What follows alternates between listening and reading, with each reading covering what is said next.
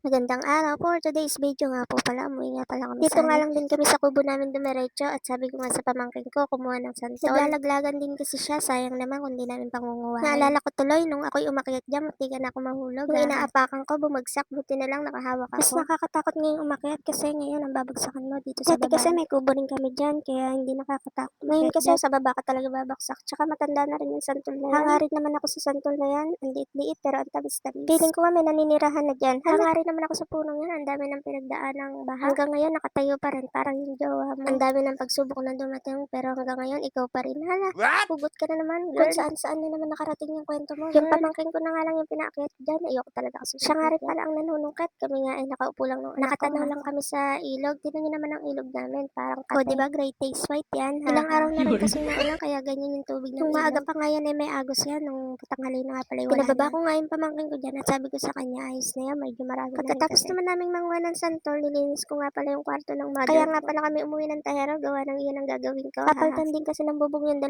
piraso kasi natulo na rin kasi yan. Ang tinanggal ko nga dyan ay yung mga mahihirap linisin. Yan nga palang likod namin ay open niya, wala pa siyang bubong kaya nabaha talaga dyan. Bali po yung kapatid ko ang gagawa niyan, tsaka yung isang pamangkin ko. Napapatawa pa nga ako sa dalawang yan. Kada kilos ko daw, binibidyohan ko sila. Bali po lalagyan lang yan ng bubong yung katraso bago papalitan ng 2 yero. Wala pa rin po kasing budget kaya hindi pa mabuo yung paggagawa ng bahay. May awaan Diyos at unti-unti ay mabubuo na rin yan. Bali po yung bahay na yan ay dyan po kami lumaki, dyan po kami pinanganak, dyan po kami unang nagsalita at lumakad.